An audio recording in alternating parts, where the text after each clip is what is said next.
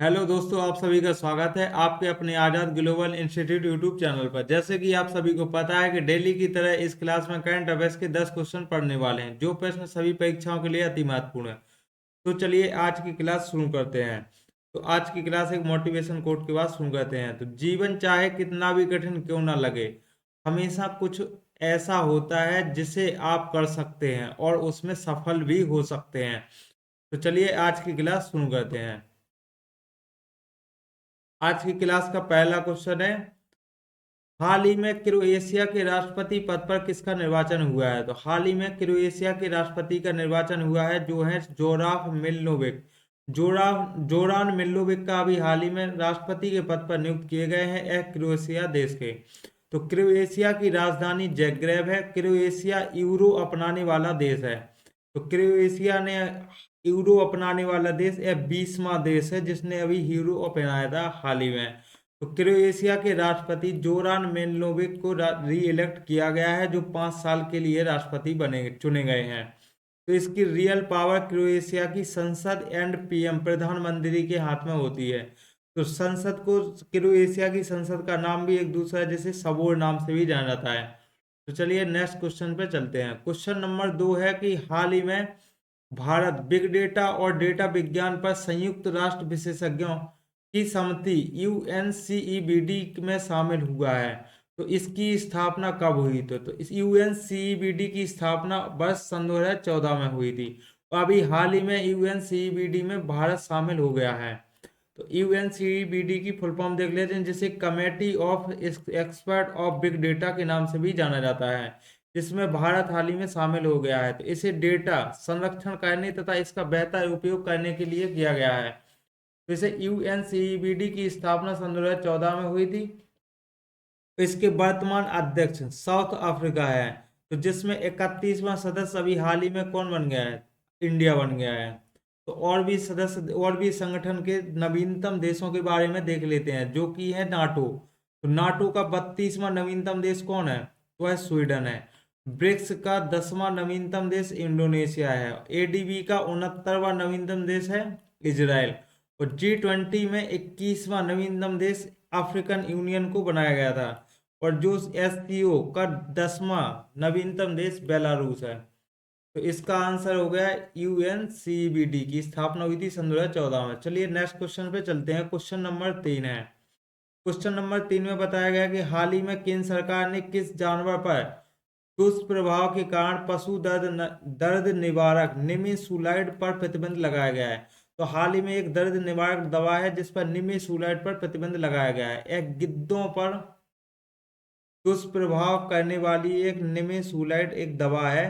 जो इसका निमेसुलाइड के बारे में देख लेते हैं। यह पशु तथा दर्द निवारक दवा है जो गिद्धों में विषाक्तता यानी जहर पैदा करता है। यह निमेसुलाइड दवा जो गिद्धों की किडनी को फेल कर देता है।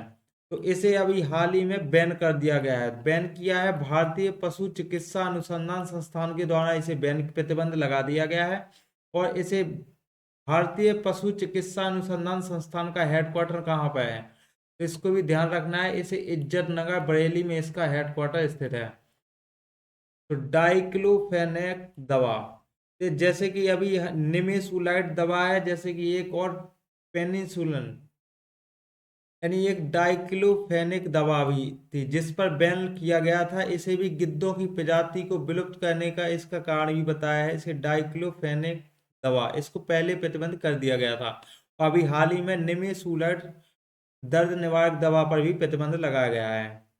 तो चलिए नेक्स्ट क्वेश्चन पे चलते हैं। क्वेश्चन नंबर 4, वर्ष 2025 में 77वीं सेना दिवस परेड का आयोजन कहाँ किया गया है? तो इसका 77वीं सेना दिवस परेड आयोजन कहाँ हुआ है? यह पुणे महाराष्ट्र में हुआ है। तो इसका होस्ट इस बार कौन है? पुणे। तो आर्मी डे कब मनाया जाता है? यह 15 जनवरी को मनाया जाता है, जो अभी हाल ही में 15 जनवरी सन 2025 को मनाया गया है। इस बार की 77वीं परेड है इसकी। तो इसके बार अभी हाल ही में इसका होस्ट कौन रहा है? पुणे महाराष्ट्र इसका होस्ट रहा है। दक्षिणी कमान दी गई थी। और इसके बारे में देख लेते हैं, जैसे कि आर्मी डे की इस बार की थीम क्या है। तो थीम इसकी समर्थ भारत सक्षम सेना, इसकी इस बार थीम रखी गई है।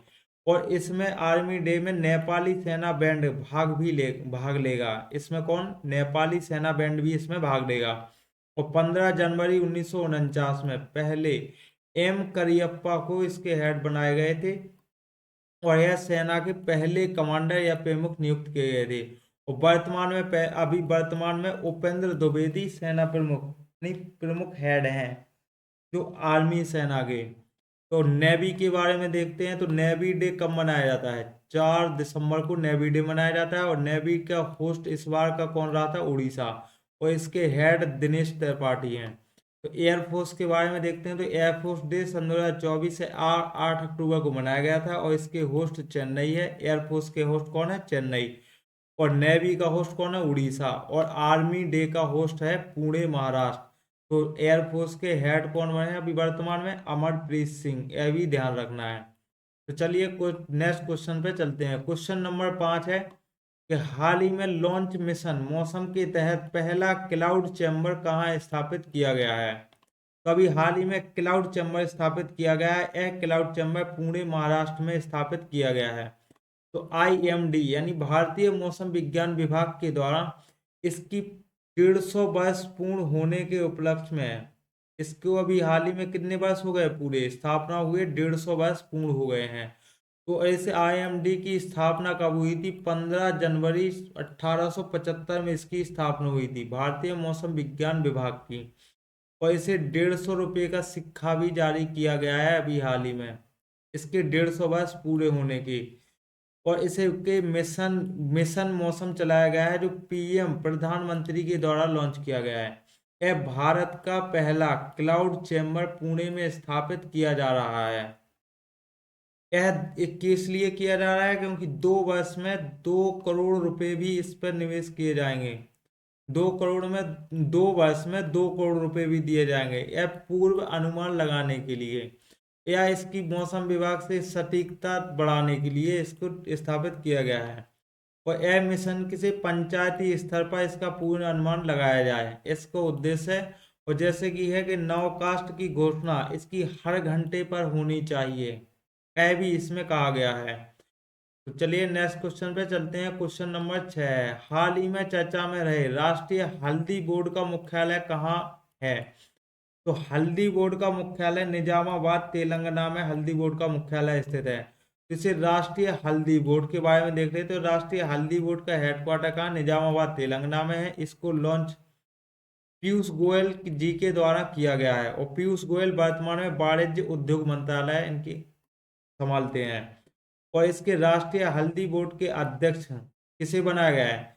श्री पल्ले गंगा रेड्डी को हल्दी बोर्ड का अध्यक्ष बनाया गया है। राष्ट्रीय हल्दी बोर्ड का अध्यक्ष किसे बनाया गया? श्री पल्ले गंगा रेड्डी को बनाया गया है। चलिए और क्वेश्चन देख लेते हैं। जैसे कि है हल्दी उत्पाद, तो हल्दी में उत्पाद या उपभोग या निर्यात, इन तीनों में भारत का कैसा है? पहला स्थान है। तो भारत इन तीनों में पहले रैंक पर आता है, चाहे हल्दी का उत्पाद हो या उपभोग हो या निर्यात हो। चलिए कंदमान हल्दी को GI टैग दिया गया है। कुछ GI टैग देख लेते हैं जिसमें है कंदमान हल्दी को GI टैग उड़ीसा के द्वारा दिया गया है। वैसे लाकाडोंग हल्दी यह कहाँ का GI टैग मिला है? इसे मेघालय का है। लाकाडोंग हल्दी मेघालय की है। और मसाला अनुसंधान केंद्र यह कोझिकोड केरल में स्थित है। औषधि ड्रग रिसर्च यह लखनऊ उत्तर प्रदेश में स्थित है। और राइस अनुसंधान केंद्र यह कटक उड़ीसा में स्थित है। और तंबाकू अनुसंधान केंद्र राजमंदुरी में स्थित है। चलिए नेक्स्ट क्वेश्चन पे चलते हैं। क्वेश्चन नंबर 7 है, हाल ही में नांग MK2 एंटी टैंक मिसाइल का सफल ट्रायल कहाँ हुआ है? तो इसका हाल ही में MK2 एंटी टैंक का मिसाइल का सफल परीक्षण हुआ है राजस्थान में। यह कहाँ पर किया गया है? राजस्थान में किया गया है।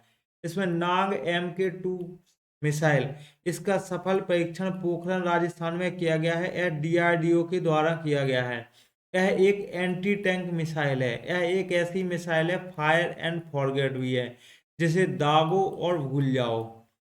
फायर एंड फॉरगेट का मतलब है दागो एंड भूल जाओ। यह ऐसी मिसाइल है। और मिसाइलों के नाम देख लेते हैं। यह 5 मिसाइलें हैं, जैसे कि है पटना के नाम से इन्हें याद करते हैं। तो पहली होती पृथ्वी, अग्नि, त्रिशूल और नाग और आकाश। पांचों की पांचों एंटी टैंक मिसाइल हैं जो इसी बेस पर काम करती हैं, फायर एंड फॉरगेट। चलिए नेक्स्ट क्वेश्चन पर चलते हैं। क्वेश्चन नंबर 8 है कि हाल ही में गान नंगाई उत्सव कहाँ प्रारंभ किया गया है। तो हाल ही में गान नंगाई उत्सव कहाँ प्रारंभ किया गया है, किस राज्य में इसका उत्सव मनाया गया है। तो यह उत्सव मणिपुर में आयोजन किया गया है। तो गान नंगाई उत्सव कहाँ का है, मणिपुर का है। इसे जेलियां ग्रोंग समुदाय के द्वारा यह महोत्सव मनाया जाता है। जेलियां ग्रोंग समुदाय के द्वारा यह महोत्सव मनाया जाता है, गान नंगाई महोत्सव। और इसे पारंपरिक शराब को सर्वोच्च देवता को परोसते हैं। इस महोत्सव में पारंपरिक शराब को सर्वोच्च देवता को परोसते हैं। और ऐसे मोग बेर उत्सव, तो इस उत्सव के बारे में भी देख लेते हैं। यह उत्सव है मोग बेर उत्सव, यह तमिलनाडु का उत्सव है। चलिए नेक्स्ट क्वेश्चन पे चलते हैं। क्वेश्चन नंबर 9, हाल ही में LBM 3 वाहन परियोजना का निदेशक किसे नियुक्त किया गया। तो LBM 3 व्हीकल का नियुक्त किसे किया गया है, इसे विक्टर जोसेफ को निदेशक नियुक्त किया गया है।